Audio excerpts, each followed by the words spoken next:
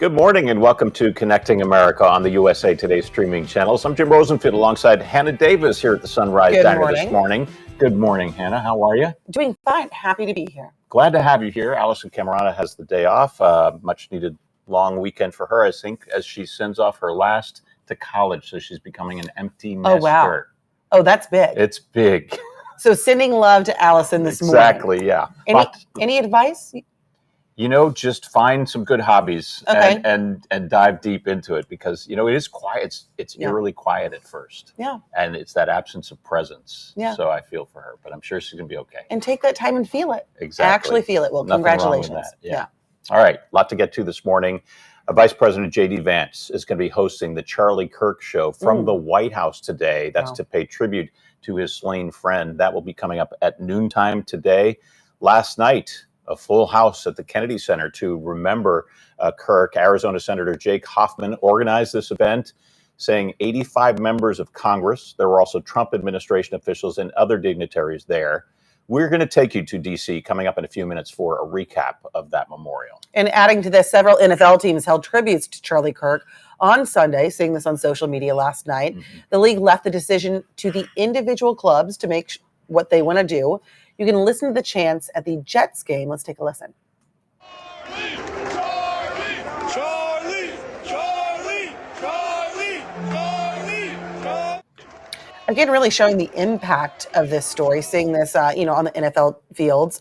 We also know the Cowboys, Dolphins, Saints, Steelers, and Titans all made the similar decision to dedicate a moment to Kirk. Yeah, the Chiefs also did, right? But not specifically. They didn't say specifically for Kirk. Yes, they had a moment of silence. They didn't say for Kirk, but I think you can infer. A lot over the weekend, we saw Utah's Governor Spencer Cox making the round on the weekend news shows. He said at one point at the behest of the Trump administration, he said they asked him to do that, to talk about the latest in the investigation. We're going to talk more about that coming up. Big day tomorrow in the case because the alleged shooter, Tyler Robinson, will actually appear in court for formal charges, and we may learn more about what's in those charging documents. Well, and I think that's so key because we've been watching social media take this story and go in every different direction. So wait for the investigation, the official documents to come out to learn about this man, motives, and what we know. Yeah, so much speculation in this case all over social media. Let's take a pause, take a breath, let the investigators do their work. Yes. And we'll learn more officially tomorrow. All right, we're going to talk more about that coming up. Lots of action in the Middle East, meantime. As Israel intensified its efforts against Hamas in Gaza City, airstrikes targeting the Islamic University in Gaza City on Sunday, with footage showing one of the buildings struck by missiles.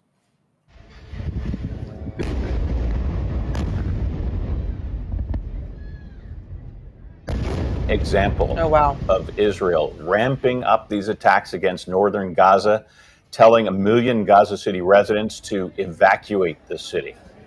Meantime, an emergency Arab Islamic summit underway in Doha, a response to last week's IDF strike in Qatar. We're going to speak to an award-winning Egyptian writer and political analyst whose take on the Middle East situation may surprise you. So we'll be diving into that coming up. Also, we saw Secretary of State Marco Rubio in Jerusalem over the weekend. He is there. He was with the Prime Minister Netanyahu at the Western Wall. The Trump administration, of course, we know, said to be frustrated about that strike in Qatar, intended to take out some senior leaders in Hamas, which Hamas is saying it was not successful. Well, and again, the Israel-Hamas conflict has been interesting. This has been one of those issues that we're starting to see a fracture within the conservative party. How they're looking at this, particularly the younger conservatives that got Trump into office, their take versus the older generation of conservatives, very different. One of the first times that we're really seeing folks having differing opinions within that party. All right, and we're also going to take you to Memphis because there's an interesting situation going on there, right? Yes, that's where President Trump dropped a surprise announcement to send in the National Guard.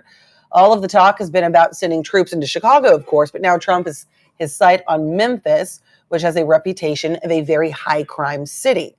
Now, Tennessee's Republican governor welcomed the move, and the Democratic mayor of Memphis says he is not happy, but was not consulted on this, but says he'll cooperate as long as it helps the city. What happened to Chicago? There was so much talk about going into Chicago.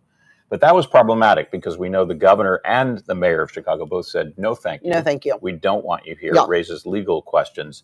Tennessee is a little bit different. The Republican governor there is saying, bring it on. Yes. And it was interesting. The mayor said, I learned that it was officially happening on television when the president appeared on Fox and Friends to say it was happening on Friday. I did like that note. He shared his opinion, but also said, if this helps, then this helps. So looking for that. All right. Let's get to the latest now on the Charlie Kirk murder investigation. Utah's Governor Spencer Cox, as we mentioned, saying the suspect is not cooperating with investigators. That's 22-year-old Tyler Robinson in his mugshot. He was arrested after that 2-day manhunt following Kirk's assassination at Utah Valley University last week.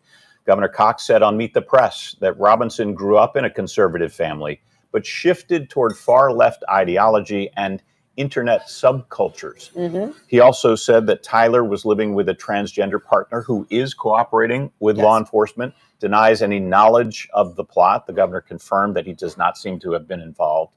Authorities have not yet identified a clear motive, but formal charges, as we said, are expected as soon as tomorrow. And that's where we'll get all that information that folks, of course, have been waiting for. DC correspondent Tara Mergener is joining us now with more on the tribute at the Kennedy Center last night. Good morning, Tara. Good morning, Jim and Hannah. Yeah, what a tribute it was. What really struck me is the sheer energy and the scale of this turnout, because even hours before the program started, the lines were wrapping around the Kennedy Center. Some people wearing all black, carrying flowers. Some were draped in the American flag, or they wore Make America Great Again t-shirts or hats. Inside, 2,600 plus people filled those seats. They sang Christian hymns as the ceremony began. As you mentioned earlier, 85 members of Congress were there, along with Trump administration officials and other dignitaries. This was a really rare scene, going beyond mourning to one that transformed last night one of Washington's most prestigious cultural hall into a powerful display of conservative solidarity. Now, all the speakers at this event were passionate about Kirk and his impact. Arizona State Senator Jake Hoffman emceed the event, and this is some of what he had to say. Dedicated young people who are out there preparing to go to battle for truth, to stand up and double down and triple down in the face of their founder being slain by an assassin's bullet. We are all Charlie Kirk now, and let's join them in this fight. Let's carry the cause of freedom, and let's honor Charlie Kirk once and for all. You know, Tara, it's absolutely understandable to have an emotional response to a violent loss like this. Now, the question is, I was thinking about 9/11, when the country came together after something so difficult.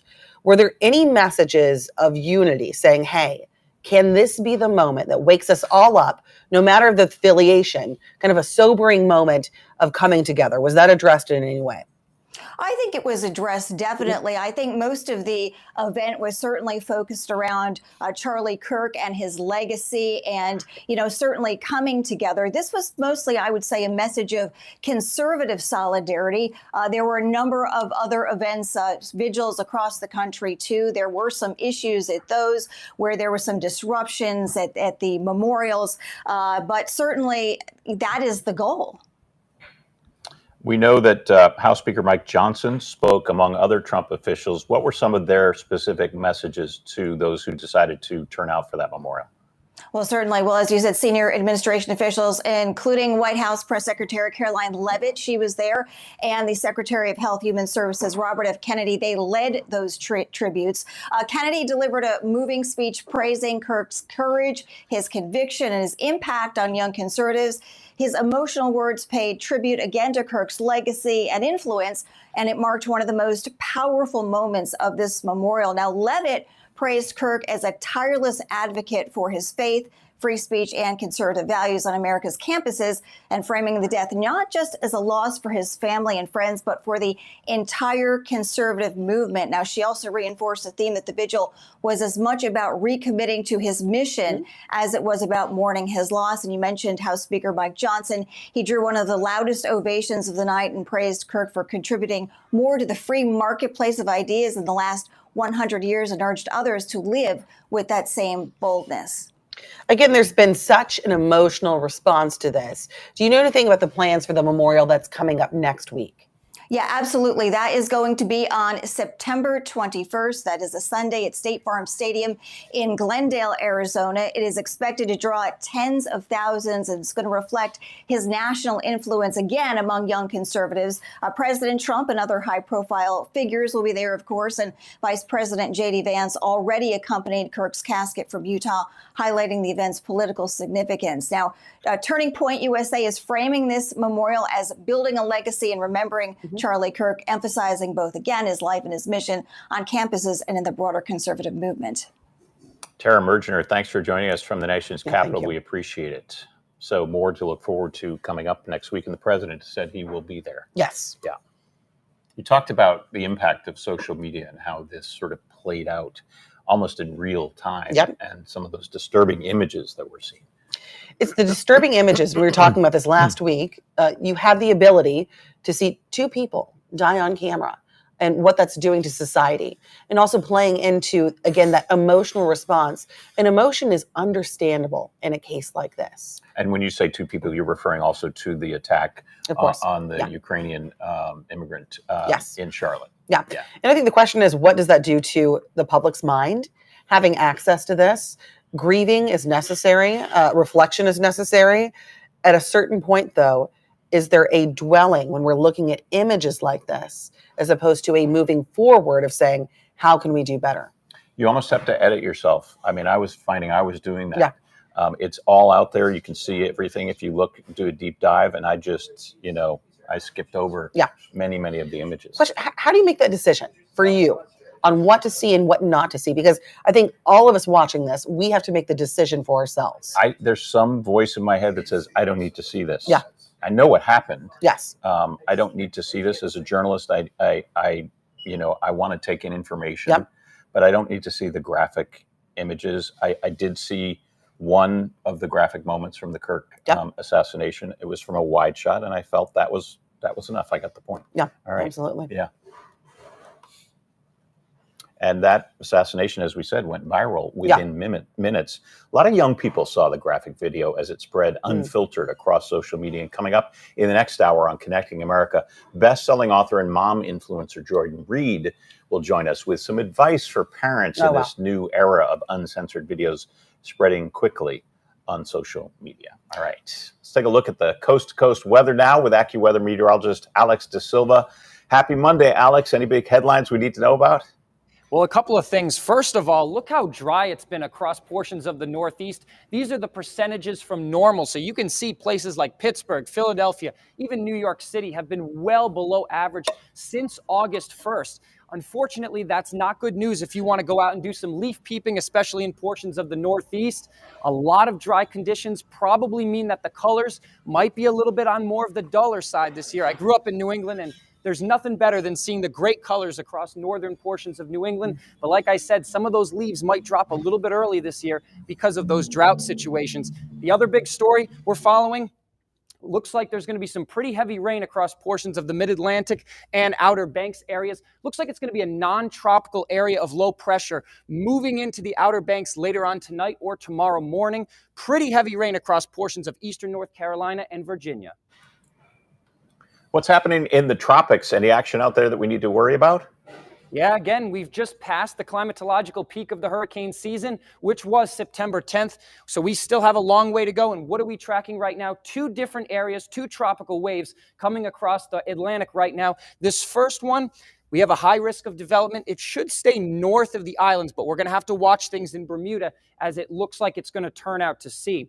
The next wave, that one does have a chance to come a little bit further to the west. So I'll be keeping my eye out on that second wave, especially as that could come a little bit closer to the islands, and then we'll have to see what happens after that. You know, Alex, my parents live in the Midwest, and they've been talking about the heat recently. That's not changing. How hot is it going to get? Yeah, I mean, you can see this big area of high pressure building over the center of the nation here. That heat really expands to the north. Temperatures 5 to 15 degrees above average. So in some areas, it's really going to feel like summer out there. Again, highs in the middle 80s to even portions of the upper 90s. So definitely want to be careful out there and stay hydrated if you're going to be doing anything outside. It'll be cold soon enough in the Midwest. We'll get there. All right, Alex, thanks so much. Connecting America is just getting started right here on this Monday morning. Coming up next, a fascinating guest to shed some light on the war between Israel and Gaza, an Egyptian Muslim writer who is not very popular with Palestinian supporters for her take on that conflict, is going to join us when we come right back.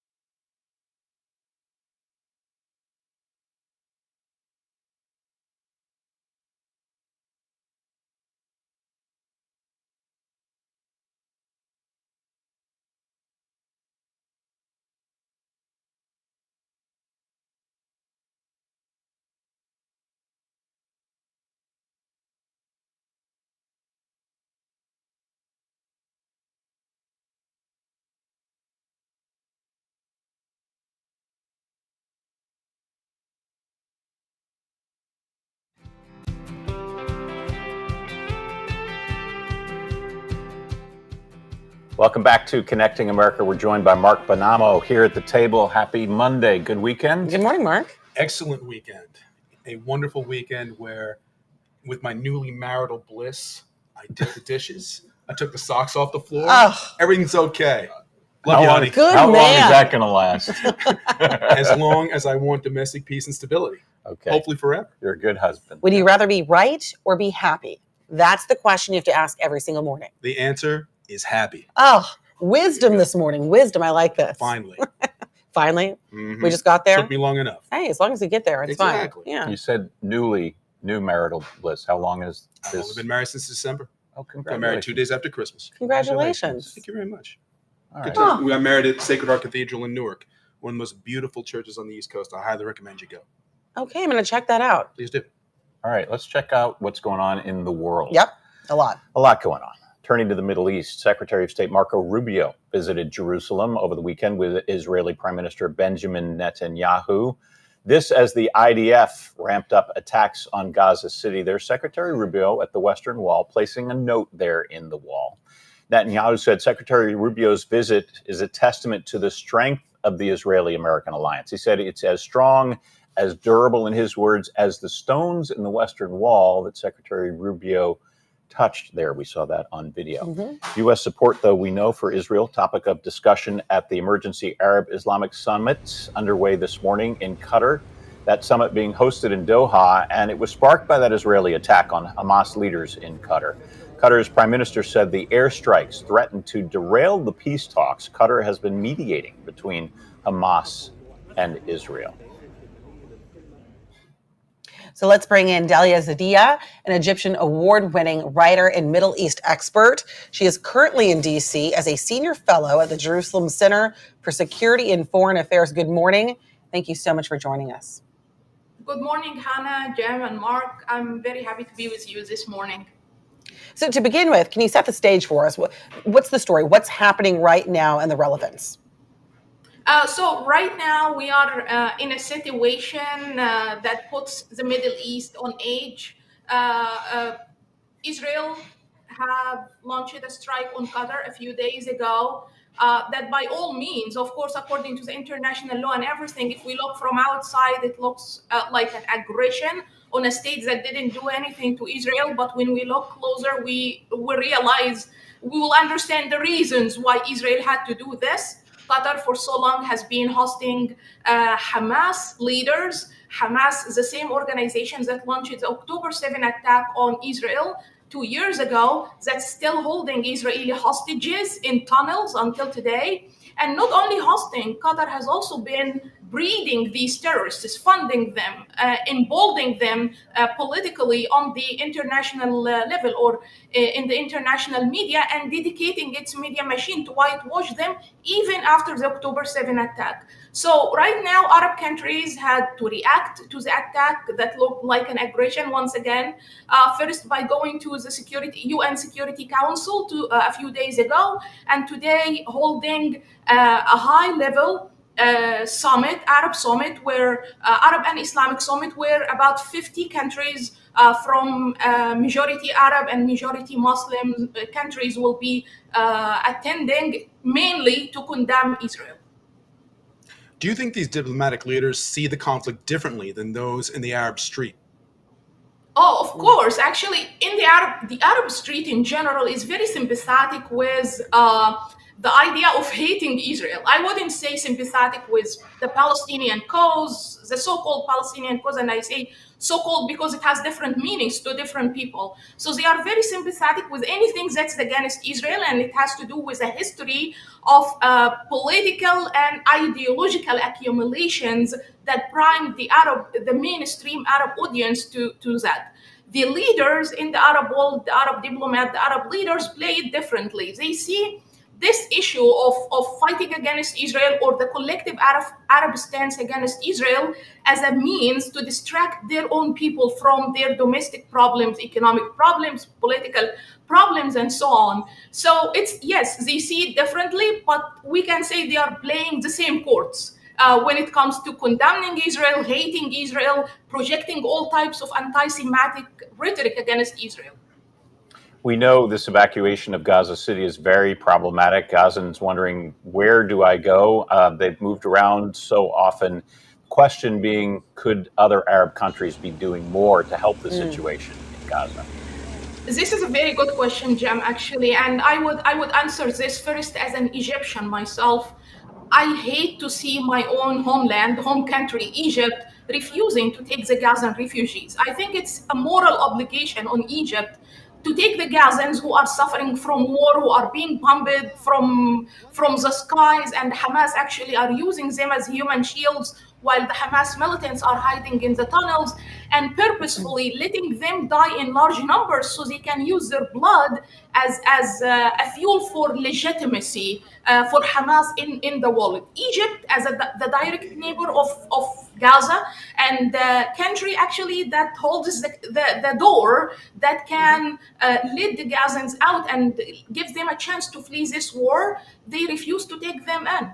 And the same thing for other Arab countries. Of course, they provide so many reasons, starting from we don't want the Palestinian cause to die, up to we are not ready to take the trouble of Gaza into our countries. But to be honest, none of this justifies not helping people in war, not opening the door for them to flee the war.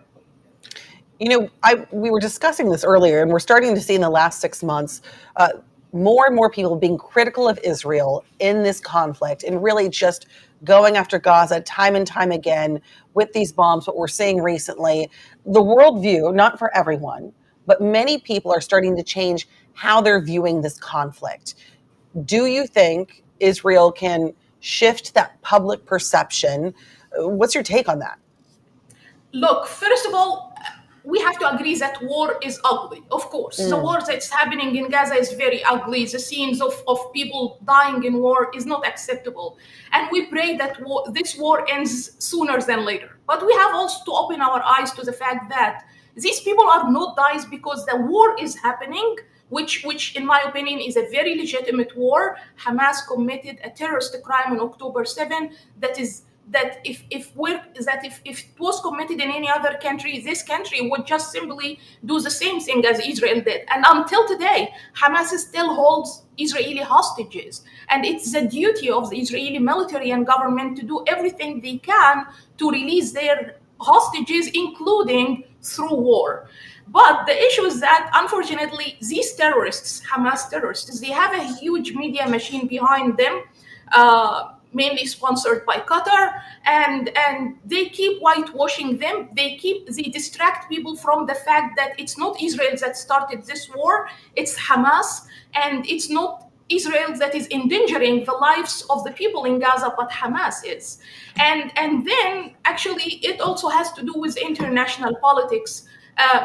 Before demonizing Israel and delegitimizing Israel has been a game that has been played in the Middle East for so long, either under the pan-Arabism communist era or under the Islamists, the radical Islamist groups that claim that Israel is hijacking our Islamic holy sites or so. But recently, the rise of the radical left has fueled this narrative as well, because Israel does not look in this conflict as the oppressed. Israel looks, according to the media narrative, as the oppressive. Although, actually, if you think about it, it is the one who got assaulted first, and it's only retaliating. It didn't launch this war. It didn't start this war. So, based on that, unfortunately, many of the people in Western countries, including here in the U.S., who don't understand the Middle East well, they fall an easy victim for this narrative of looking at Israel as the Satan and at Hamas as freedom fighters, or maybe the oppressed who have the right to violence. We know that you've yourself has faced some backlash because of your views in support of the Israeli military action and have had your own safety concerns. You're here in the U.S., but tell us a little bit about the impact that you have felt based on you expressing these views. Unfortunately, when October 7 happened, I was one of only 3 people in my home country, Egypt, an entire country of over 120 million people. I was only one of 3 people who dared to publicly condemn Hamas and say that what they did is a terrorist crime, and it's not acceptable what happened on October 7. As a result, I received a terrible backlash that started first by radical Islamists wanting to kill me, and then the state media and unfortunately the Egyptian state itself started to target me in order, kind of used me as a scapegoat to please the general public who were very sympathetic, or are still unfortunately very sympathetic to Hamas. But thank God, I had great friends because of my work on Muslim-Jewish dialogue and Arab-Israeli dialogue my whole life that were able to intervene at the right moment and evacuate me. I came here to the US, and I want to say that I owe this country a lot. I owe this country my education, my career, and most recently, my life. That's why I was so shocked when I came here to find that the same radicals that I escaped from there in my home country still exist here. And right now, I'm on a mission to fight these people so they wouldn't destroy the US the same way they destroyed my home country. Dalia Ziada, we appreciate your perspective very much. Thanks so much for joining us here. Some brave comments. Absolutely. Yeah. But I think one of the things that's problematic about the narrative regarding this war is that in many ways, Hamas is seen as they're the ones who led the attack on October 7th. 1,200 Israelis died, 251 hostages taken. But at the same time, this bombing in Doha, the Israelis choose to bomb Hamas at the moment where they're trying to negotiate a ceasefire to hopefully bring the hostages home to end the war. So the fact that there's both sides in this, I think, makes it very difficult to figure out what's going on. Well, and one of the reasons you see Secretary Rubio in Jerusalem right now, talking with Netanyahu, trying to figure out how we can sort of move forward with any kind of peace process. Is that even possible, given the actions of the Israelis? But that was a really interesting perspective that you might not expect to hear. And those nuanced conversations, which I think are so important. And overall in a society, when you speak in these kind of ways, opening it up to ideas, the benefit that we can see. One thing, and this is kind of an odd connection here, we were talking about being right or being happy. That's the one thing when I'm looking at world leaders. Everyone has a reason to retaliate, correct? Who wants to be the person that will say happy, but to take the lead on making that peace? You can make the argument that, yes, we deserve to fight back, but who is going to be the leader that is going to take the world towards peace? That's what I'm waiting to see. And we know President Trump, is saying he wants to bring peace. Yeah. He wants the Nobel Peace Prize. So, he is one of those leaders who is at least publicly saying, let's bring peace to the region. But we see how difficult and problematic it is. But what we just heard is what we're all about on Connecting America, bringing different points of view, being able to listen to other points of view and digest it and maybe learn from it. Yeah. All right. Coming up next.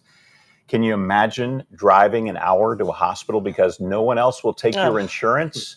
Wait until you hear about the state of rural health care in our country when we come back here on Connecting America.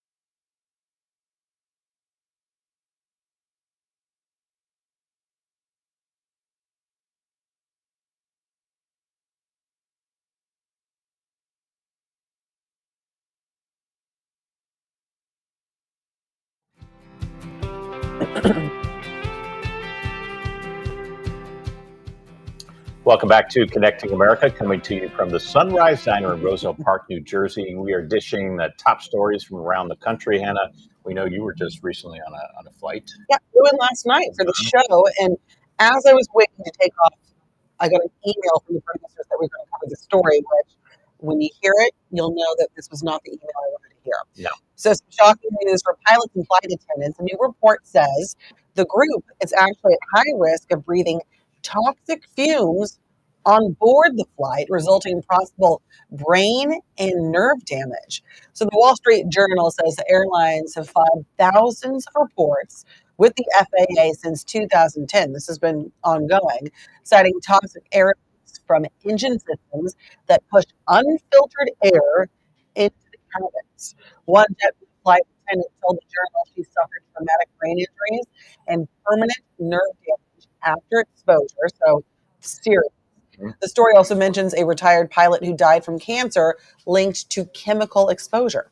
FAA records reviewed by the Journal show fumes events have been happening more frequently in recent years, with the popular Airbus 320 aircraft said to be at the center of the spike. So Airbus and Boeing have acknowledged that oil and hydraulic fluid can vaporize into toxic compounds, but maintain cabin air meets safety standards. The FAA is calling these incidents, quote, rare. But again, when you see what it's doing to folks, it doesn't really matter if it's rare, if it's having that kind of impact. Experts say that repeated exposure can cause microconcussions similar to trauma in the NFL with CTE, with symptoms like collapsing, vomiting, and cognitive impairment. The FAA says pilots fly an average of 70 to 100 hours every single month on domestic flights. Now, cabin crews average around 80 hours a month on domestic flights and between 80 to 90 hours a month. So that's a lot of time. And you've been on flights where you do sort of have that sort of Yes. stale air smell, and you Yes. wonder, what am I breathing in? Yeah. I don't know if that's what we're talking about, but It doesn't actually inspire a lot of confidence, right? And the fact that these poor pilots are up in the airs working so hard, cabin and the crew, having that extra factor to deal with that eventually could, literally hurt your brain, your cognitive functioning. This needs to be addressed one way or the other. important Filtering study. in the airs, something. You know what's interesting to me is they said the complaints have been coming in since 2010, and we're now really talking about this in a public sphere. But obviously, pilots, flight attendants, they've known for quite some time. So speaking of healthcare and watching out for any Yes. need to see a doctor, we got a story that's really sobering, Yep. and it deals with healthcare opportunities in rural parts of our country. Are we going to go to that story? We're going to go to that. Yeah. Banks County, Georgia, where I live, we're one of 23 counties in the state that doesn't have a hospital. Nationwide, rural hospitals are closing their doors. Doctors and nurses are pushed to the limits. And now another blow, insurance companies pulling back, leaving rural families with fewer and fewer options. One person who feels it most is Sharon Thomason. It's just been a nightmare. Sharon can't see her doctor of 25 years because he's now out of network. And to make matters worse, Sharon's husband has cancer. How far do y'all have to drive for your husband's cancer care to Athens? Hour.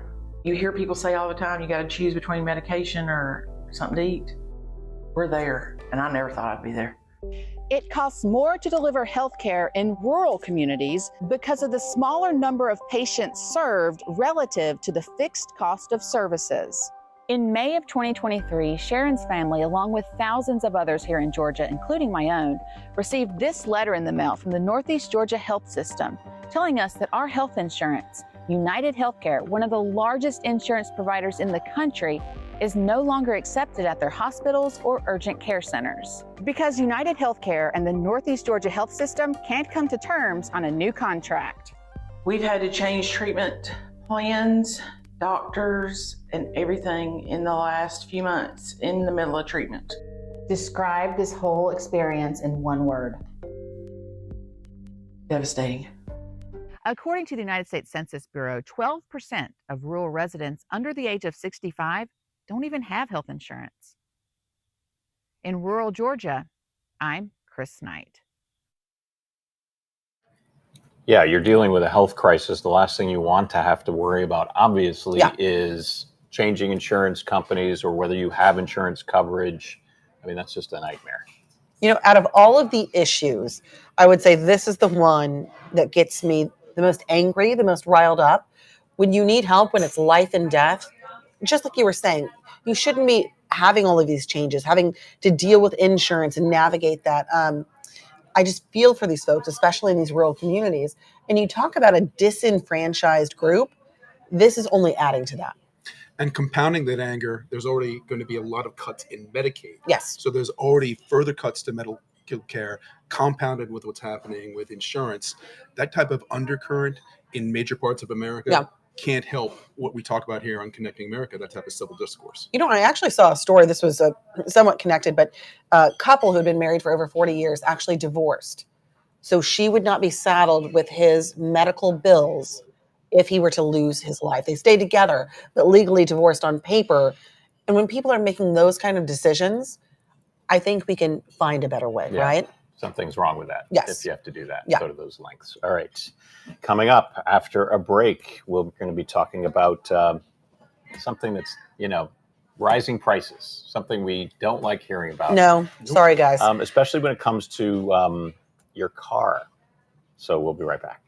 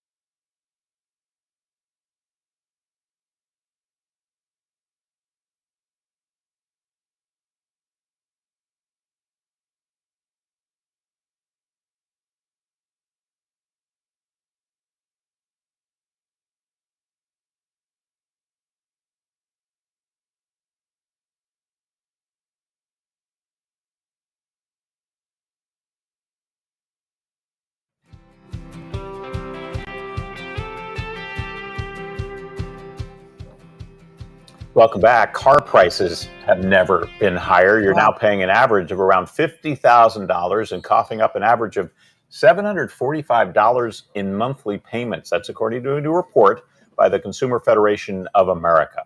Used car prices have soared more than 6% in the past year. Tariffs are expected to drive up prices even more.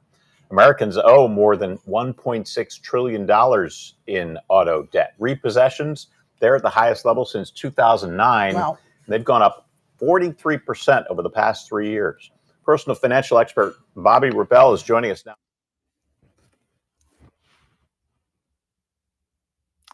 You know what? I just lost audio, but let me just tell you what's going on in the car market. As you said, there's a lot going on in terms of car prices increasing.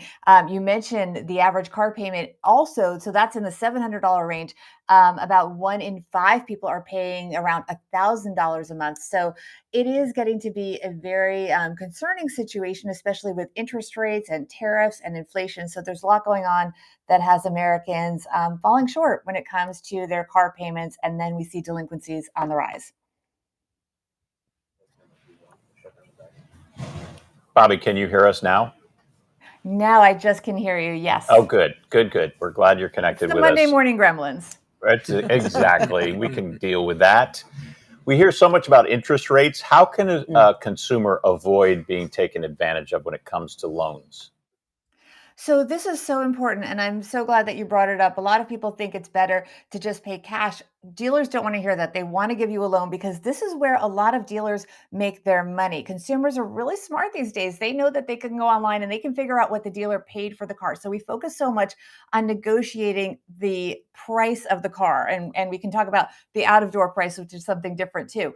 But when it comes to the loan, that's where they're looking to make their money. So it's really important to understand what the cost is for the dealer when they're making that loan, because they're sort of the middleman there. So they get the buy rate. And that's often dependent on, what also your credit rating is and what interest rates are in general. So you want to find out what is their bar rate and then their buy rate, I should say, and then negotiate from there so that, you have to allow them to make some profit, right? We do want businesses to stay in business, but you can negotiate that profit is maybe a little bit smaller and gives you a more favorable rate. Bobby, I've always been told that you should not buy a new car because it immediately goes down in its value and that used cars are the way to go, but it looks like they're going up in price as well. Is that a true thought? I've heard it over and over again. What are your thoughts? So you're right, and you're right. It's one of those both can be true, Hannah. It is better financially to buy a used car in many cases because you do have that steep depreciation. There's all kinds of fancy charts that you can pull up that will show you, if people go online, how much of your car is depreciating in the first, even the first minute you drive it off the lot, but really the first few years. That said, remember when you're buying a used car, it is somewhat of a mystery. You always want to get it checked out by somebody that only works for you, not just rely on what the dealer is telling you. And remember, you're not getting those first few years. A lot of people love to drive new cars, which is why leasing can become so popular, which is usually not the best financial decision. But again, we don't want to live our lives just by the money. We want to be mindful of it. We want to stay within what we can afford, but we also want to give ourselves some grace to kind of have a little fun in life if we can afford it. And so do what's right for you. Another trend we're seeing is that loans are getting longer. Gone are those 3-year loans we saw back in the 1970s. And the average now is more than 5 years, according to Edmunds. Why do you think this is happening, and why does it matter? Okay, so first of all, and it's getting closer to 7 years for some people. So that's Wow. really alarming. Why it matters is because people don't necessarily realize that they're paying so much more for a car, because what they're doing when they sell you a car very often is trying to get you focused on the monthly payment. So when you go to buy a car, they will very often ask you, what is your monthly budget to pay for a car? And then what they'll do is they'll simply take the price that they want you to pay and they will stretch it out longer and give you whatever interest rate they want to give you. Again, they're going to make a margin on the interest rate as well, so that those monthly payments fit your idea of what your budget should be and not necessarily what the car should cost in total. It's a distraction method. It often results in consumers paying a lot more for a car over a lot more time than they should. Bobby Rebell, thanks so much for your insights. thank you. We appreciate it. We're going to take a break here on Connecting America. By the way, you can download the best of Connecting America each day wherever you get your podcast. Just type in Connecting America in the search bar. Also, you can follow us, find us on social media. We're all over the place: Facebook, Instagram, TikTok. There are our handles: Connecting America TV on Instagram, Connecting America on TikTok. We'll be right back.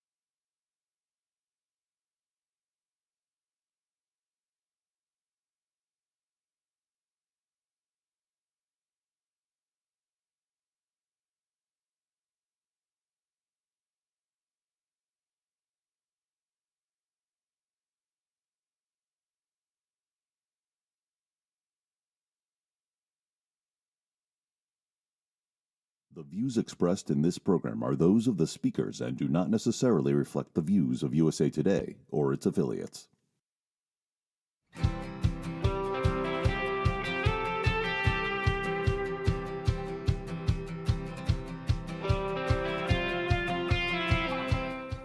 Good morning and welcome to Connecting America on the USA Today streaming channels. I'm Jim Rosenfield alongside Hannah Davis and Mark Benamo here at the Sunrise Diner in Roselle Park, New Jersey on this Monday morning. Alisyn Camerota has the day off. Glad you guys are here with me. Happy to be here, talking Always. about the world's issues and eating great food. Over eggs over easy, everything goes easier in life, right? Oh, I like that. Exactly. That's our new slogan. What's going on in the world, Hannah? Well, after weeks of threatening to send in the National Guard to Chicago, President Trump dropped a surprise announcement on Friday to send troops to Memphis to tackle crime there.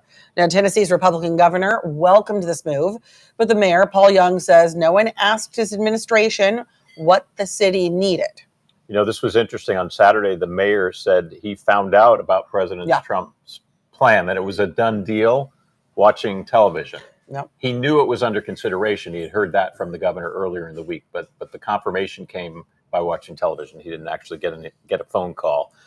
Speaking on CNN, the mayor said that he learned this was under consideration from the governor. But yeah, official word came by watching Fox. So on Friday morning, Trump made his announcement on Fox News. He said Memphis is, quote, deeply troubled, and we're going to fix it just like we did in Washington, where he deployed the National Guard and surged federal law enforcement. Yeah, it's just surprising because it wasn't on the radar, right? We were talking a lot about Chicago. He was also talking about potentially sending the Guard to New Orleans, and then Memphis popped up. And it's hard for these cities because Mayor Young is saying, look, we're trying to deal with crime ourselves. We're trying to change the narratives ourselves. So in some ways they feel like, wait a minute, if the idea that the National Guard is coming in, are we incompetent? Or we can't deal with our own problems ourselves? It's that constant conflict between local power, state power, and federal power that we're watching play out. And once again, this is a situation where crime is actually down in Memphis. Right. I mean, they did have a record homicide rate as I was researching back in 2023, 309 homicides. Wow. I mean, that's a staggering number. But many of these big cities have those kinds of numbers, but the actual crime rate may be falling. So the question is, the mayor has said, okay, well, how could we utilize the Guard? How could it be effective? And they're still apparently working that out. So one thing, we talked about this earlier, the mayor did say he wasn't a fan of the idea. Right. He wasn't informed about it, but he did say, if this works, I am if we see improvement, I am happy. So we're starting to see at least folks saying, okay, we can work together if we're working towards a greater good. But that's the caveat. Is this going to improve? Different from the Chicago mayor's reaction, which was, no, absolutely not. Yeah. Don't want you. Don't need it. You're not welcome here. In this case, obviously, in Tennessee, we're dealing with a red state, but the city of Memphis did not back Trump, as I understand it, in the last election. So red and blue. Right. And you've seen similar reactions across the country. New York City Police Commissioner Jessica Tisch has said specifically, we can handle this ourselves. We don't need you. NYPD's got this. Are we going to see this in other cities across the country as President Trump tries to spread the policy of the National Guard going into the streets to police? And it's a legal question, too. And maybe that's why Chicago's now gone off the radar or on the back burner, because there's that whole legal question as to whether the president has the authority to send in National Guard and troops into a state that doesn't officially request said help. And I think the other question is, so often in the news cycle, there's so much going on. We cover the news of the day and then we move on. It makes sense. However, I would love to see a deep report on Washington before and after, the overall consensus. Of course, people are going to have differing points of view, but how are folks feeling after the National Guard was there? Right. Yeah.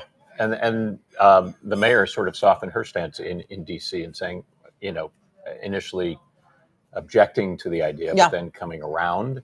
So, yeah, it would be interesting to see once there's a chance to take stock of the numbers, where that stands in Washington. All right, covering some other news for you here on Connecting America. Out in Utah, the governor there, shedding new light on the suspect accused of killing Charlie Kirk, saying he's not cooperating with investigators right now, even as a complex picture of his ideology and personal life emerges. That's 22-year-old Tyler Robinson in his mugshots there. He was arrested after that 2-day manhunt following Kirk's assassination at the Utah Valley University rally there. Governor Spencer Cox on Meet the Press on Sunday appeared, and he said that Robinson is, as we just mentioned, refusing to cooperate. Yes. He said that his roommate has been cooperating, that the roommate was not aware what was going on. Cox, of course, explaining that he believes that Robinson grew up in a conservative family, a Republican family, but that his political views had changed in recent times. He also pointed out that the roommate is transitioning from male to female, that it's a romantic partner. How that plays into all of this remains to be seen, if it does at all. But the governor did put that information out there on the national news shows over the weekend. Yeah, I think the big question everyone's asking is, what is the motive? What's the intent? And learning more about the suspect or the man that's accused in this crime, will these answers shed light to the why? There is some physical evidence that could be shedding light on this. Bullet casings at the scenes were engraved with the anti-fascist and meme-style messages like, "Hey, fascist, catch," and lyrics from the famous Italian anti-fascist anthem, Bella Ciao. Yeah, still that motive is elusive. We should learn more tomorrow, because that's when he's to appear in court for the first time, and the official charging documents would then become public. I've also heard that there's a note that may have been left or discovered. What was in that note? Perhaps we'll find out more about that as well. Again, hearing so much, tomorrow we should get some concrete details and information on what investigators have found. So Vice President J.D. Vance will be hosting the Charlie Kirk Show from the White House today to, quote, pay tribute to his slain friend. Last night, a full house at the Kennedy Center to remember Kirk. Arizona State Senator Jake Hoffman organized this event. Hoffman said 85 members of Congress, Trump administration officials, and other dignitaries were in attendance for this. All right, turning to the Middle East, a lot going on there as well. Secretary of State Marco Rubio is in Jerusalem. He was visiting with Israel's Prime Minister Benjamin Netanyahu yesterday. This as the IDF ramps up its attacks on Gaza City. But the Israeli Prime Minister, there's Rubio at the Western Wall, placing a note in the wall with the Prime Minister. And Netanyahu said, importantly, that he believes that Rubio's visit is a testament to the durability, the strength of the Israeli-American alliance. He said it's as strong, as durable as the stones in the Western Wall that Secretary Rubio had just touched with his hand. And that's significant because obviously Netanyahu wants to portray this as a strong alliance, even though we've heard that there's frustration on the part of the Trump administration about that attack on Hamas leadership in Qatar. And even going back a few weeks, Trump expressed his frustration when there was supposed to be a ceasefire, and that did not happen. Meanwhile, an emergency Arab-Islamic summit is underway in Qatar. The summit is being hosted in Doha and was sparked by the Israeli attack on Hamas leaders in Qatar. Qatari Prime Minister said the airstrikes threatened to derail the peace talks Qatar has been mediating between Hamas and Israel. With more on his take on the Arab Summit and the future of Arab-Israeli relations, let's go to Israeli-American David Sussman. He's joining us once again here on Connecting America, former IDF soldier, host of a popular TV show in Israel, and also an Israeli tour guide. David, thanks for being here once again. How closely, where you are, inside Israel, are Israelis watching what's happening at this summit, do you think? I think, well, first of all, thank you for having me on the show again. For your question, I think Israelis right now are probably focused more on the campaign in Gaza City than they are at the Arab Summit happening in Doha. And the reason behind that is if you look historically, the Arab nations here in the Middle East have been fragmented due to mistrust towards one another, ideological oppositions towards one another, whether it's the Shiite, Sunni split in Islam, and that oftentimes when there are meetings with all of the Arab nations coming together, or a bunch of them, they leave with more disagreements than they do actual agreements. The fact that Doha, that Qatar is hosting Iran. I mean, Iran also attacked in Qatar during the war with Israel in June of this summer. So, you can see a lot of interesting players that are at that summit. And also Qatar itself. I mean, Qatar has been housing these Hamas leaders for well over a decade now, has been one of the major financiers of Hamas, and allowed them to host having media presentations within Doha. And if you look at the leaders themselves, I mean, they're all sitting pretty there with billions of dollars in their bank accounts. So when you see what Qatar is up to, who they're financing, who they're hosting, Iran, one of them, you can see that there's a lot of double standards within Qatar itself. I've got a question. No nation or group of people is a monolith. There's always a variety of opinions. How would you describe the different ways the Israeli people are looking at this conflict? How united are they in the viewpoint, or what are the differing views? Sure. I think overall, like one of the major differences at least here in the Middle East, right? When you think of the Middle East, you think of the Arab countries and you think of Israel. You think of the one democracy here in the Middle East and everyone else who is maybe at best partly free. And I mean, freedom of press, freedom of voting, having rights across all the citizens there. And here in Israel, we enter into this battle that's being fought with more clarity and with unity. The differences that lie within the matter of opinions here is with the government, with Bibi Netanyahu. So a lot of times people who are anti-Bibi Netanyahu or want this government out of power will sort of bring together the war in Gaza with that idea. But I think even those who are opposed to Bibi Netanyahu and the way he's going about this war still find it necessary that we eliminate Hamas, that we bring the hostages home, and that we bring peace to the borders of Israel, hopefully for generations to come. And I think if we have peace here in Israel, there'll be broader ramifications around the world for that as well. We had an Arab journalist on earlier, specifically Egyptian, Egypt, of course, lying to the south of Gaza. What role do you think Arab nations can play with Gazans and their safety? Because she was reflecting frustration that her own government weren't letting Gazans cross the border into potential safety into Egypt.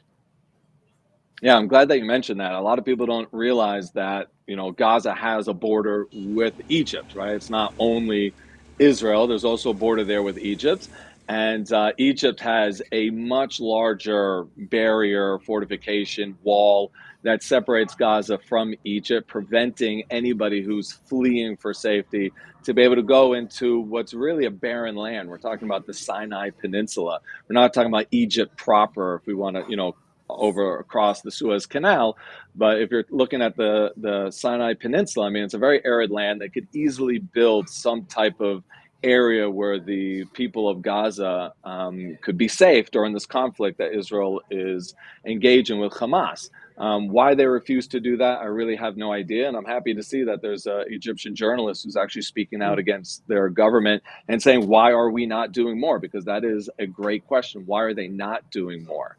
For the future of Gaza, I think Egypt will play a role. I would hope that Saudi Arabia and the other Arab nations want to play a role with Israel, with the United States, in order to put boots on the ground, in order that there should be security within the Gaza Strip, so that when the third, fourth, fifth round of billions of dollars that will be donated to the Arabs living there, that it won't go to building more terror tunnels and an infrastructure that is there to serve for the annihilation of Israel, and that hopefully it will be used towards building hospitals, schools, bridges, and prosper peace with its neighbors, Israel. Myself.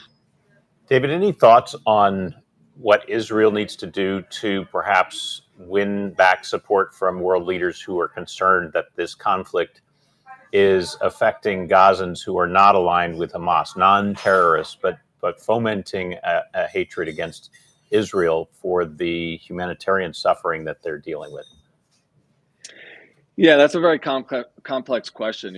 I think a lot of it has to do with the media. I think a lot of it has to do with education. I think people don't realize how evil Hamas is. I don't think people realize how much oppression the people of Gaza have been living with over the last 20 years that Hamas has been in rule. It is not a free place. You have very limited rights in Gaza. So obviously, there's people there that don't want Hamas in power. I wish they would have stood up to Hamas in 2007 when they had that terrible coup over the Palestinian Authority, and I wish they stood up earlier and prevented Hamas from waging this war. However, when you do look at like the United Nations, I mean, even the Human Rights Council within the United Nations, out of the 47 members that are on it, only 14 of them are actually free democratic societies. And there seems to be a hyper focus on Israel. I mean, an overwhelming majority of all of their resolutions are against Israel. Even all the other nations combined, Israel still has over 50% of all those resolutions that the UN Human Rights Council has issued. So, I think it really comes down to a core focus of looking at Israel as a free democratic society, as a Western satellite here in the Middle East, as a place of shared values, and to realize that we do have a common threat called radical Islam, fundamental Islamists, jihadists, whatever name you want to use for it, that have this vision of Pan-Arabia and really having the world, but having as much of as possible of the world submitting to the will of Islam. I mean, that is part of the Hamas charter. I mean, anybody can look it up online, do a little bit of research, look at the Hamas charter. That's what they want. So I think it really comes to everybody saying, let's take a step back. Let's not look at what we're trying to do for ourselves in this moment, but look at the broader picture for the generations to come and see who the true enemy is. It's not Israel. David Sussman, thanks for joining us Yeah, once thank you. again from Efrat in Israel. All right, coming up next, this was a story that had us talking off camera. There's a European country so serious about the future of artificial intelligence, they hired an AI minister, as in the minister is actually AI. Yeah. We'll explain when we till you come see it. back.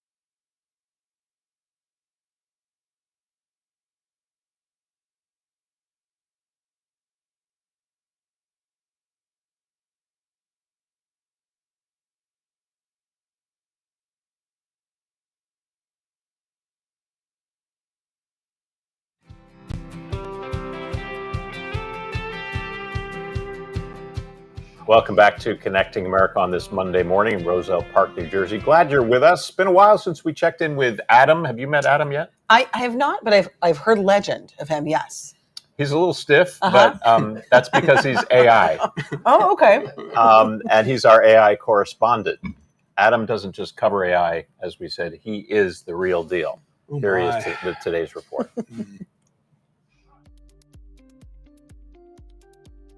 Hey, it's AI Adam with today's AI update. By now you've Googled a question and got a pretty cool AI summary. Well, it may be cool, but is that even legal? Penske Media is suing Google for stealing its content to create those summaries. Penske publishes magazines including Rolling Stone, Time, and Entertainment Weekly. In other words, if you can Google those summaries for free, then why even buy the magazine? Okay, moving on. In other AI news, if you think an AI reporter is strange, get this. Albania has appointed an AI minister. I'm not talking about a human minister responsible for AI policy, but a cabinet member who is AI, just like me. Also, the minister only has a first name. She is known as Diela. That must be a thing. I don't have a last name either. Diela sounds cute, and I hear she's single. I'm going to slide into her DMs after the show and say hello. Back to you guys in Jersey. Did we just witness an AI love connection? He is a player, that Adam. Adam! Sliding into her DMs. Shooting your shot. Good for you, sir. Yeah. Oh my Lord. Gosh. Hey, Mark, we're glad you're here to talk sports over the weekend. What's the latest? Well, one of the top stories is we saw a rematch of Super Bowl 59. Yes, we did. Kansas City Chiefs once again up against the Philadelphia Eagles, and now for the third time in a row, the Chiefs have lost to the Eagles. Ouch. 20-17 in the Patrick Mahomes era, the great quarterback for the Chiefs. The first time they're 0-2 for a while. But then, of course, anytime you talk about the Chiefs, what do people think about Travis Kelce, who will one day be in the Hall of Fame? Yeah. His relationship with Taylor Swift. This was the first time since she was engaged in August that she came to the game, but this time was a little different. She apparently came into game behind a rolling screen. How people tricky. didn't want to see her. So we didn't really know she was there. We knew because of the screen. Yeah. You know what's so funny? I think the reason they're doing this is because the Chiefs are getting pushed back. They say Taylor's a distraction. So she's trying to not be that distraction. And what are we doing this morning, guys? We talked about Patrick Mahomes for 2 seconds. Yeah. Who are we talking about now? It's all about Travis and Taylor all the time. Trav and but at the Ted. same time, baseball is changing. It is no longer your father's baseball game when you see the Savannah Bananas come to plays. Guys are doing back flips in the outfield. There's dance routines. You've got a pitcher on stilts. Yankee Stadium was sold out over the weekend by the Savannah Bananas. There were 49,000 people in attendance. And for the first time, they played this pair of exhibition games in front of these sold-out crowds at the stadium. Yes, there was kind of an appeal to tradition. You had Joe Torre showing up, the great manager of the Yankees, for about 10 minutes at the end of the game. But the real focus is on how people are getting excited about baseball and getting the people didn't anticipate. Does this mean that the pros are going to have to start doing these dances, maybe, at the 7th inning stretch or what? Listen, baseball is still a traditionalist game. But when you have these people come along, like the Harlem Globetrotters, people might start to think differently. So, Mark, I do think you missed one part on this report. I don't think that the way they look hurts the situation any. And I'm curious, how many women are going to this versus men? Because these guys, if you don't know, are good looking. They know it, and they're playing it up. So that Speaking of sliding into DMs, are you looking up sliding into the base, Bananas? sliding into the DMs? Yes. Jesse Cole, the owner of the Savannah Banana, says, we are going to expand. We like this model. We're going further into the national arena, showing how baseball can be different and still be entertaining. It's very entertaining. Absolutely. It's hilarious. But then again, the entertainment value of UCLA football is kind of now in question. UCLA football, traditional football player, pay in the Rose Bowl, 90,000 seater, but they've got a fan problem. Fewer and fewer people are coming to their games. UCLA claimed at their most recent loss on Friday night against New Mexico that there were 30,000 people in the stands. They're trying to get people in, $8 tickets, but they still lost 35-10. The team is now 0-3. They fired the coach, Deshaun Foster. And by even claiming there's 30,000 people in the stand, people said, no, it looks more like 15. Just open your eyes and look around. Well, with that record, it's perhaps no wonder why people aren't coming to the games. Right. So they need to turn things around. Absolutely. And to try to attract people to come from other parts of LA all the way out to Pasadena, in many ways, that's severe traffic problems. Anyone Yes. who's lived in the LA area Oh, or yeah. visited LA, they know they've really got a better product must be sold at that stadium for people to come out and see. For it to be a draw. Absolutely. All right. Do you guys get the late night munchies, Hannah? Does that ever happen? Always. All the time? Always. It's a problem. You're going to love this. Oh. Waffle House. Are you near one in Dallas? No, you're in Colorado. I split my time between Dallas and do? Colorado. Yes. Okay. Yes. All right.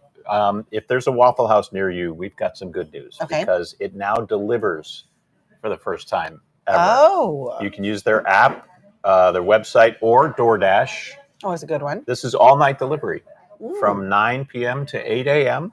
Select cities like Atlanta, Columbus, Nashville, and a few others offer it 24/7, though, on DoorDash. You got to keep those waffles hot, though. Yes. And nothing worse than a cold waffle. Yeah, but at the same time, isn't the whole point of going to Waffle House is to see The human ambiance. interaction at 3 a.m., the whole range of human emotions and interactions and, what's going on in people's minds after they've been out all night.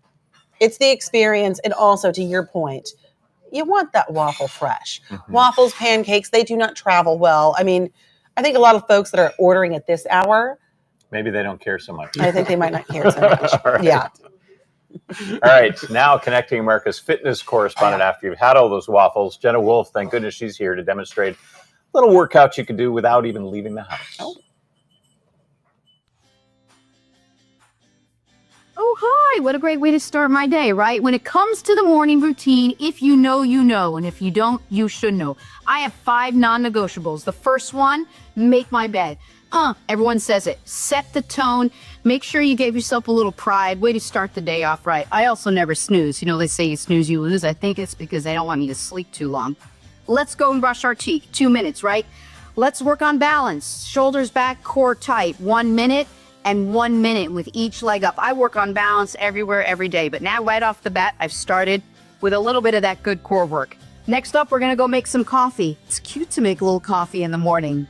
Into my coffee go the following 3 things. I put my collagen, I put my creatine, and I put my fiber. You do what works for you. These 3, for me, into the coffee machine. And while that is brewing, I'm going to go ahead and stretch. This is number 4. Open my chest and go ahead and open my back. Elbows on the kitchen counter. Stick your bum all the way back and go ahead and dip yourself down. I'm here for 60 seconds. This feels so good. Again, you're going to want to lead up to it. These are things that work for me. You're going to find what works for you and then stick to it every day until it becomes a habit. Last but not least, put my face into the ice cold bucket for 30 seconds. Oh my gosh, here we go. Did you get all that? That's my morning routine. Set my mood, my mindset, and my momentum. Set yours and stick with it. Freeze it. Freeze it.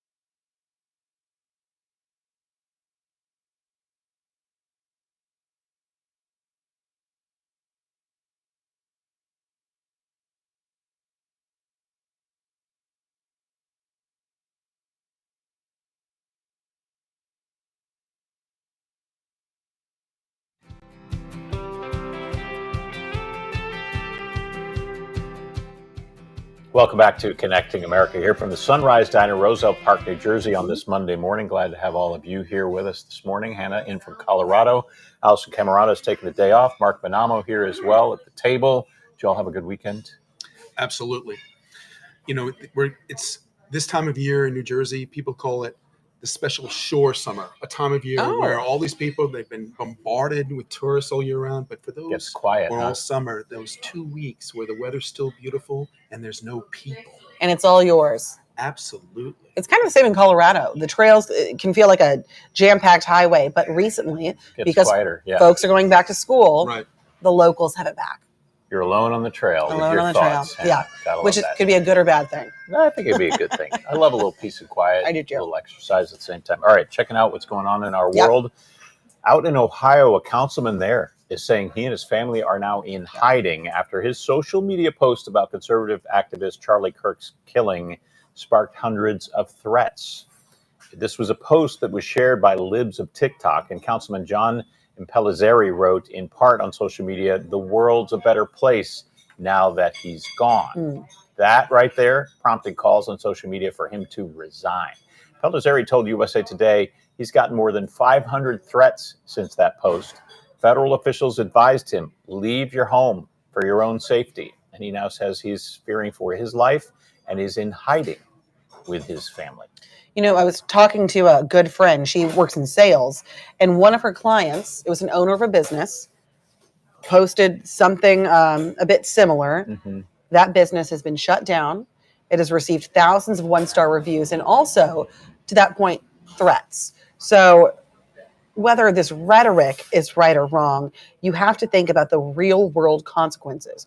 For this individual, his business, he put those employees at risk because that is the reality of what we're living in today. Think before you post. Yeah. We've also seen in media people losing their jobs because of comments they made right in the aftermath of the shooting. And raising questions about in business, in the business world, if your employees decide to go and speak their mind on social media, what are the consequences? Do you lose your job as a result of that, or is it a matter of freedom of speech? It depends on where you're working. If you're working in the government, different standards. And also it's up to, as I understand it, in most states, the individual employer gets to decide whether that crossed the line and reflects poorly on your place of business. Because as much as we're living in a time of political assassination, there's also character assassination, potentially, if you say the wrong thing in other people's minds. All right. The Toronto Sun is reporting that the school district in the Canadian city is investigating claims that a staff member actually showed part of the Kirk assassination video to 10 and 11-year-old students in class. Okay, so the district sent a letter to parents on Friday telling them that they were looking into the alleged incident at a homeroom class. I'm sure parents are just so concerned about this. The Sun reported several students were traumatized witnessing the on-camera death and that the video may have been played numerous times. This is difficult for children. It's difficult for adults, traumatized, let alone children. And I'm in the news business. It's difficult to, open your phone or open your laptop and you click play on something and you're not quite sure what you're going to see. And then you've suddenly witnessed the moment that a person lost their life. And to see that in a classroom, I'm not sure I understand how that could actually happen. No. So unfortunately, millions saw this gruesome video last week.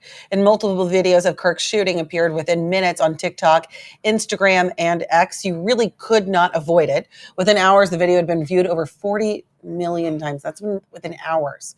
The almost immediate posting of the video all over social media made it hard for parents to protect their children. It was everywhere. One influencer, Dr. Raymond Nichols, posted on his Instagram, "Something is deeply wrong, and we all feel it, even if we don't say it aloud. We're watching people get murdered in public, and no one even flinches." Dr. Nichols was referring to Kirk, as well as the Ukrainian refugee who was murdered on that light rail train attack in Charlotte, North Carolina. There's a man in custody for that. Millions of people saw the unedited surveillance video of her death. That's the moment before she was stabbed in the neck. You see her looking at her assailant, and just horrifying images that are all over social media. I was talking to family last week. We were able to witness two individuals murdered in real time on video. What does that do to your psyche, your soul? And it's really a topic that's close to the heart of our next guest. Mother influencer and best-selling author of the Everybody Gets Anxious book for kids, among other books. Good morning, Jordan. How are you? Good morning. How are you? Very good. You know, this is such an important topic, I think, for adults as well as children. When a video is that saturated, it is everywhere. Parents might feel helpless on protecting them. What is the challenge that parents are facing? You know, my son, my 13-year-old son, is the one who showed me that video. I had seen the more sanitized version, but he showed me, the very gruesome one. And he's okay because we talk about politics a lot in our house, and he's able to sort of manage the emotions intellectually, but he shouldn't have to be. Mm. And no child should have to be, but it's not even a matter of seeking it out, as you said earlier. It's just there. It is on Yeah. their phones, whether they seek it out or not. And to put our heads in the sand about that reality is not just counterproductive, but it's dangerously naive. With the ubiquitousness of the internet and social media, these images are up instantly and they are everywhere. Yeah. Outside of a complete social media and internet ban for kids, which seems almost impossible to do these days, what can parents do to protect their children? I think about Chat GPT here, actually. So many parents and teachers are saying, don't use it, you'll get in trouble, but it exists and they are using it. So to just sort of tell them that the world that they see isn't actually real, I don't see how that helps anyone. So I think what you do with children is, first of all, you have to have an age appropriate response. So you model calm, you model empathy, you create a safe space for them to express their feelings. Maybe for older children, you can push them towards, ways to proactively engage with their beliefs and see, like how that can give them a sense of agency that can really help put fear in the back seat. What do you say to people who are maybe cynical and just, chalk this up to, well, that's reality now. Kids are resilient and they'll adjust. Is that the right attitude to have about all this? Well, kids are resilient, but not all of them are. And different children are going to have a different reaction. So what I keep emphasizing to my own children is that two truths can exist at the same time. Mm. I fundamentally disagree with what Charlie Kirk was selling. I also respect his right to express his opinions, and I hold tremendous sadness for the loss of a young man, was a husband and a father. And that's a hard concept for kids to really engage with, the idea that multiple things can be true at the same time. But as parents, it is a vital skill for us to teach. Final question, and you were touching on this a bit. Mhm. Speaking specifically as a mother, the moment that your son, you said, brought this to you, Mm. what was that reaction that he had already seen it? He was bringing it to you, outside of everything else big, for you personally, how was that? Yeah. I was really trying to just manage my own emotions, and honestly, I didn't do a great job. I, and was visibly upset, and then had to check in with him and just sort of see where he was at and let him lead the conversation rather than just trying to hammer in what I thought. Just really creating that space where they can say how they feel. Remind us again, how old is your son? 13. Yeah. So they're all over their phones at that age. Obviously, social media is a big part of their lives. Difficult Completely conversations, but unavoidable. important to have these conversations, especially in light of the fact he brought it to you. Yeah. So you were able to at least engage in conversation. And Jordan, let me say thank you for sharing that story, because I think so many parents at home are watching this right now, and they may have feel that they've failed if their child is seeing an image like this. You're an expert in the arena, and this happens inside your own home. So being vulnerable and honest with how you've dealt with it and how you feel that, I think you're going to make some parents feel a lot less alone this morning. So I want to thank you for that. I hope so. We're all in the same boat. So Thanks, thank you. Jordan. Thank you. Appreciate it. All right, guys, after the break, we're going to check out the big winners at last night's Emmy Awards. So much good TV right now. Plus, style expert Georgia Brusha talks fashion at the Emmys, my favorite subject. We will be right back. What are you wearing? This is from Goodwill.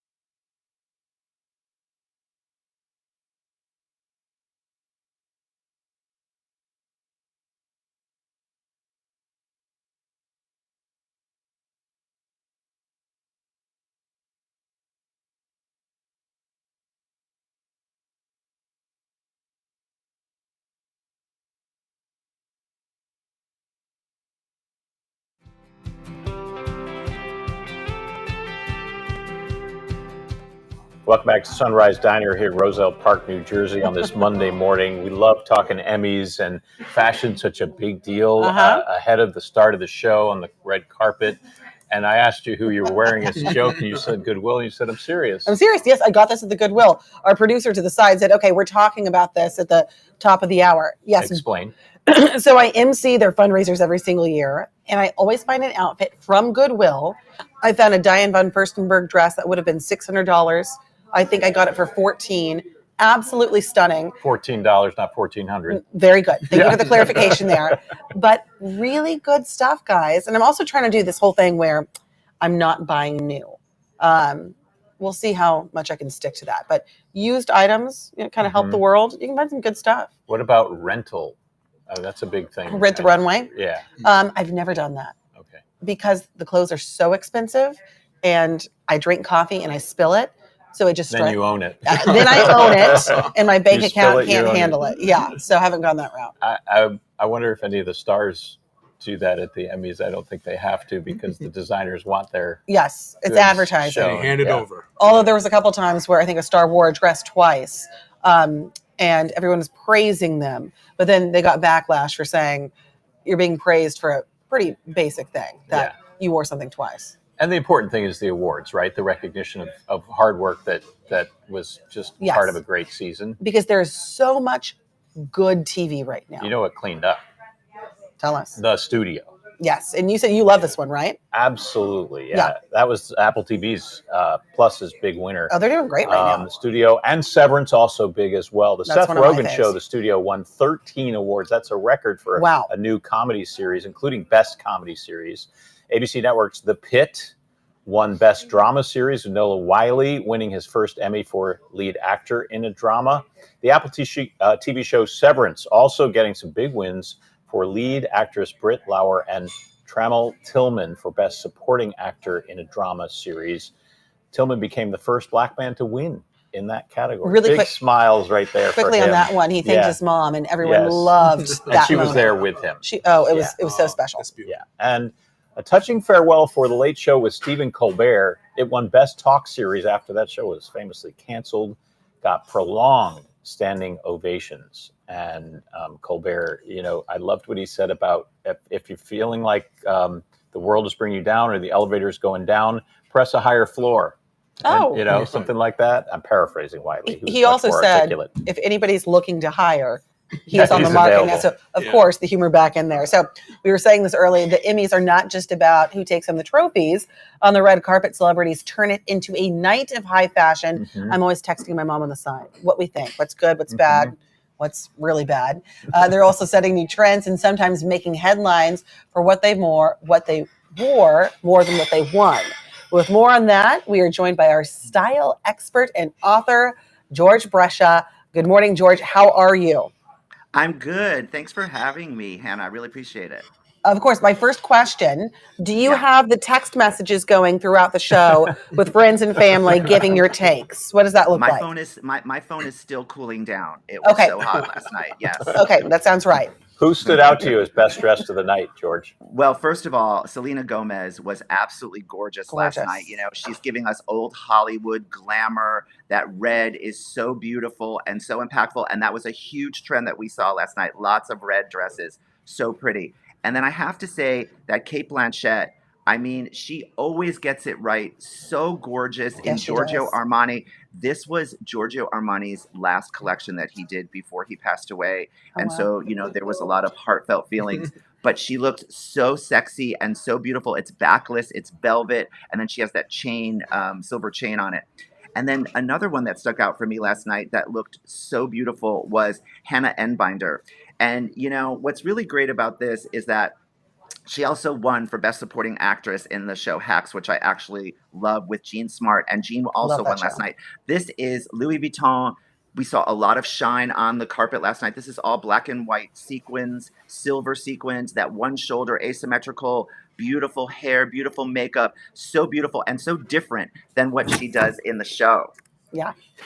Now, in my opinion, you can never go wrong with classic Giorgio Armani, the late great Italian fashion designer.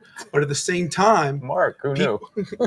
My name's Benamo, and I'm proud of it. Okay. We're learning so much this morning. Absolutely. Mark chiming in. Way to go. I love it. But at the same time, you see some dramatic fashion on the red carpet and at these shows. Which stars took the biggest risks, and how did they pay off? Well, they definitely paid off. I mean, Lisa looked beautiful in this pink Loewe. This is all tulle and horsehair. Very risky. That's a lot of leg. But you know what? She's young. She's so gorgeous and a beautiful body, and she definitely did it. I would say the biggest risk taker of the night was absolutely Jenna Ortega. She really took a risk. But this is fashion. This is, it's fun. It's Givenchy. It came down the runway. A lot of fashion tape here. A lot of fashion tape. Black skirt, high slit, these gorgeous chains. But you know what? She took a risk, and that's kind of what these events are for sometimes, a fashion risk. And I think it really worked. Certainly, Vogue loved it. Lots of fashion people loved it. I thought she looked really cool. We have to talk a little bit about the men. And you guys mentioned earlier Tramel Tillman, and he looked so handsome last night. He won, as we were saying, for Best Series, Best Supporting Actor. This is custom Dolce & Gabbana. He went with his mom, which was so wonderful. This white suit, that full leg pant was beautiful. And then the power couple of the night was definitely Jake Gyllenhaal and his beautiful girlfriend, Janine Cousteau. Jake was wearing Prada. She was wearing Schiaparelli. Beautiful pleating, that gorgeous sort of blush color. He's got the open shirt, very confident man to do that. And he looked great. The tailoring was great. Just he can wear anything and he looks great. It was a big night and a lot of fashion. I have the open shirt as well. I mean, yeah, come on. Confident out I here. mean, listen, Jim, you're very chic. And, navy and white, always classic. I love it. I love the fact that Hannah is wearing Goodwill, and she's absolutely right. Not having to buy a lot of fashion is absolutely a fabulous thing to do. And mixing maybe just a little bit of new with, a lot of the things in your closet. And, Mark, could you be any chicer? I mean, monochromatic. I'm feeling it. Okay, Thank you, sir. We're having you back on every single day just to make us feel good. My final question, I feel like this man never misses. Pedro Pascal, what were your thoughts on him? He's so handsome. He looked great. Handsome. He was also wearing a white double-breasted suit. There was a lot of white on the carpet last night. And I think that's nice. It's like a fresh take for men. So they don't always have to be just, in a boring black tuxedo. They mixed it up a little bit. It was great. Leanne Morgan seemed to like it a lot. Pedro Pascal. I love her. And hearing her say his name just makes it even better.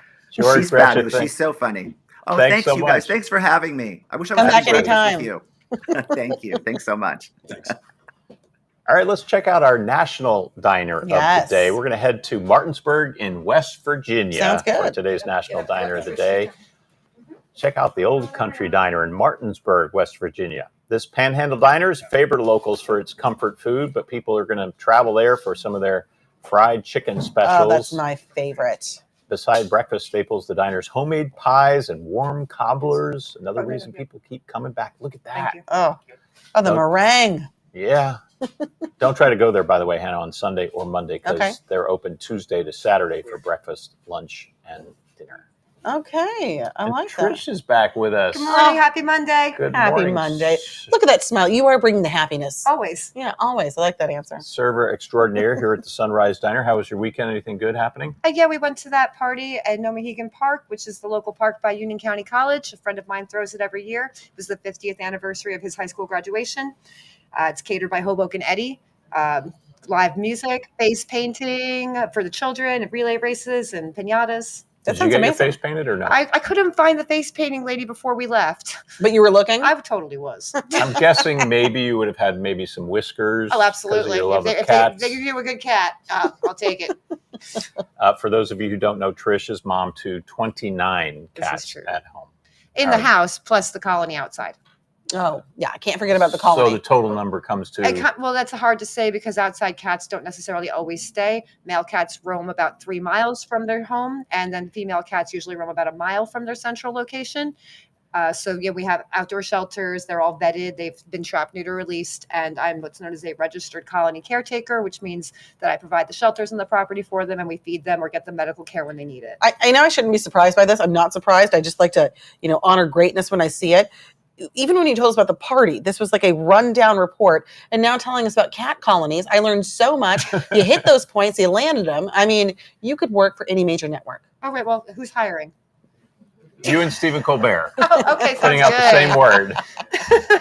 Trish is available. Maybe you'll wind up on Stephen Colbert's next venture, whatever that might be. Oh, I'm always open to new opportunities. It's quiet here at the diner today. Yeah. But it's going to fill up. Usually it gets more crowded as we hit Look, the 9 if we o'clock don't get hour. a breakfast, we usually get hit at lunch. Yeah. I mean, it usually pretty much always evens out for everybody working here. So if it's a little quiet now, come 11:30, we'll be packed. Do you have your regulars that you expect to come through the door every day? Or We have regulars that we expect, sometimes not every day because some of them have different schedules. Yeah. But yeah, we have about 50 regulars on a weekday shift. Trish, one thing I love about diners, and I think everybody should work in food service at some point in their life, is you meet people from all different walks of life. Absolutely. This show is called Connecting America. It's the best place to do it. As you serve folks, you don't know what their party affiliation is, you don't know what their background is. What are some common threads of humanity that you see from people sitting in these booths with their families sharing a meal? I mean, just the whole family aspect. I mean, people come in with their kids or their grandkids. I've been maybe waiting on people since their kids were in diapers and now they're in high school. So you get to share all those experiences with them. And when people come in, I'll be like, oh, and how was your daughter's wedding? Or what happened at prom? Because I'm waiting to know, how long have you worked here, Trish? I've worked here on and off for about 8 or 9 years since we bought the house, my father and I. So roughly that long. But there was COVID and other, but I've mostly been here. But what you're saying with anybody that walks through this door and sits down, it's their families, it's the updates, it's that community, it's the wedding. Those are the things that mean the most in their lives. Absolutely. And they get to share them with me, which is awesome. What does that tell you about humanity? That those are the things that these truly are the true values that we need to bring back. The actual community and the caring about the people. Yes. That's the world I want to live in. And that's one of the reasons I do this job. I get to have so many great conversations and meet so many people I might not have met. It's the world you want to live in, but it's also the one that you're creating every time you greet a table and you have this conversation. So I really try. Right. I want to just do the best I can and always be very friendly and happy. Love having you here, Trish. Thanks I so love much. having you guys with us all the time. Thank you so much. Thank you. Enjoy the rest of your Monday. Thanks for you being guys here too. on Connecting America. We'll be back tomorrow morning right here from the Sunrise Diner. Have a great day, everybody.